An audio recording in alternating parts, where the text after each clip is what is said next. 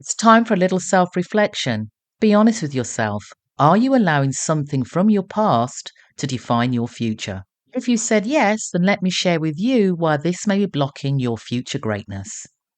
You're listening to This Woman Can. I'm your host, Janice Sutherland, where I help mature professional black women take charge of their careers and lives to create a future on their terms. Hey everybody, and welcome to this week's edition of This Woman Can. I am your host, Janice Sutherland, career and life strategist for the mature black woman.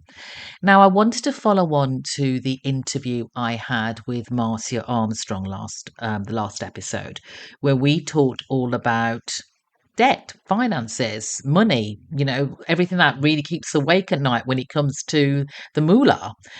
Well, I want to share with you something that happened to me in my 20s, in my late 20s. And it was a perfect storm. I had a perfect storm of personal debt, bad decisions, divorce, young children. An economic downturn left me drowning in over what was then £90,000, which is a lot of money, of debt. And the weight of a negative equity mortgage was a constant reminder that, I couldn't get out of this, or so I thought.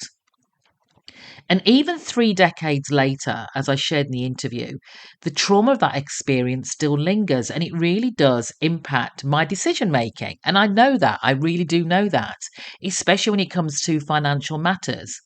But back then, I knew I had two choices. I could either moan about it, wallow in it, and just accept that was my fate. Or I could take action, I could do something about it. And if you know me by now, you know I chose the latter.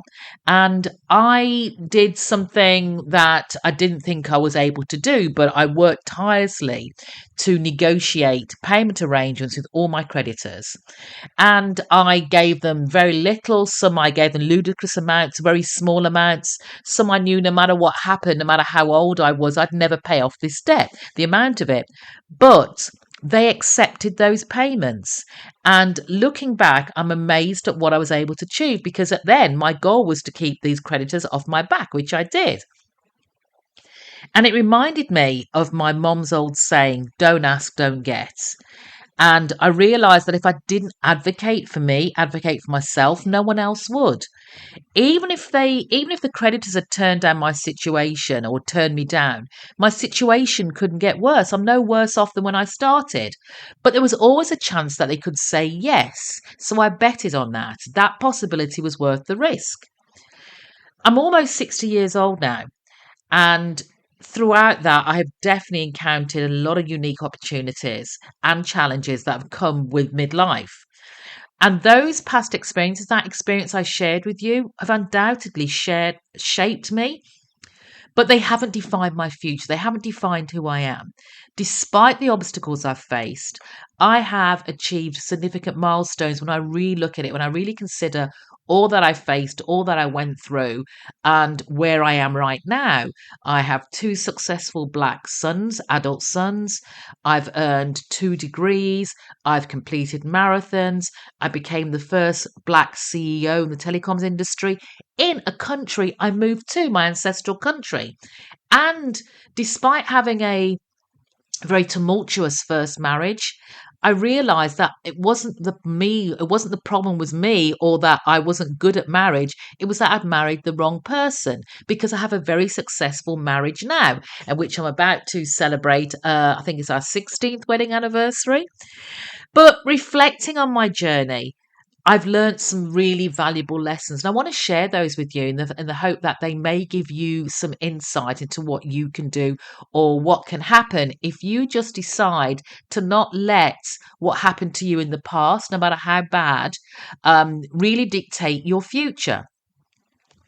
So I have taken time, some self-reflection, some time to reflect on my journey. And when you acknowledge both your triumphs and setbacks, like I shared with you earlier, this introspection provides valuable insights for personal growth.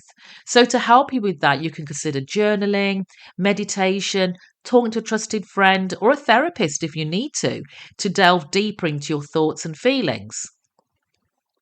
I want you to learn from the past because mistakes are always opportunities for learning. I don't look at it as a failure. Like I said, I always used to say there was one thing I'd failed at, and that was my marriage, my first marriage. And then being happily married for as long as I have in a 20-year relationship, I realized that it wasn't marriage. It wasn't marriage I was a failure at. I just married the wrong person, as I said. So I want you to analyze your past experiences to identify the lessons that can inform your future decisions. Instead of dwelling on regrets, focus on understanding the circumstances that led to certain outcomes. This itself can help you make informed choices moving forward. I want you to be present, have present focused living. And by that, I mean embracing the moment, embracing where you are right now, and focus on controlling the controllables. You know, there's things out of your control that you cannot control. So no matter what you do, how much you fret about it, it's not going to make a difference. Focus on the things you can make a difference with. Let go of regrets and anxieties that may hinder your progress. Again, mindfulness practices such as deep breathing and meditation can really help you to stay grounded and present. And I've got into that lately, and it's really, really been a help.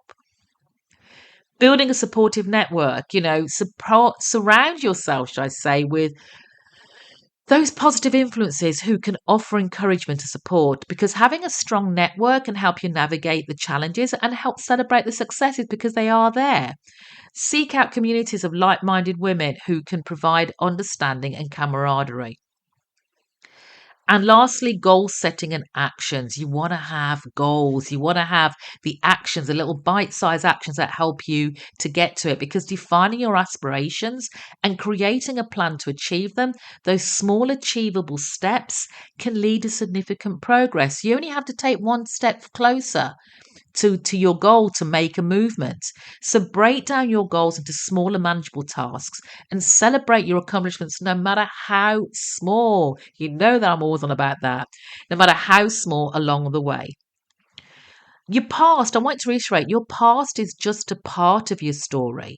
It doesn't define who you are going forward. It doesn't define your future. You do that. The choices you make, the decisions and the actions you take. Embracing self-reflection, learning from your experiences and focusing on the present, they all play a part in breaking your perception of the limitations of your past. And if you can incorporate a few of those strategies into your life, you can overcome those past challenges. Trust me, anybody who knows my story will know some of the huge challenges I've faced and compared to where I am now, and that I've created a fulfilling future because you are capable of far more than you think. Yeah. So I want to leave you with that. Don't wallow in what it was in the past that happened to you. It's happened now. There's nothing you can really do to change it. You can't change what happened in the past, but you can change your future. So I, really encourage you to do that. And as always, if I can, you can, this woman can. Take care until next time. Thanks for listening. If you got something from this week's episode, please let me know. Better yet, share it with your friends, colleagues, and anyone you know who can benefit from this message. Don't forget to subscribe or write a review and connect with me at my website, janicesutherland.com, where you can also subscribe to the This Woman Can newsletter or connect with me on LinkedIn. Remember, you have the wisdom, resilience, authenticity, and power to create a life on your terms. And if I can, you can, this woman can. Take care until next time.